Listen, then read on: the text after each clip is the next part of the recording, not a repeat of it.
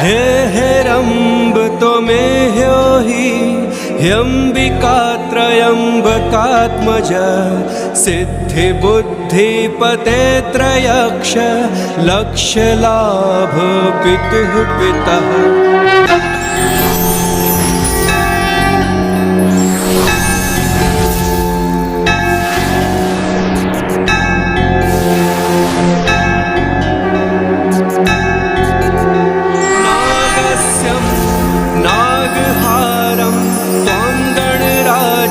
चतुर्भुजं भूषितं स्वायुधोतव्यः पाशाङ्कुशपरश्वतः।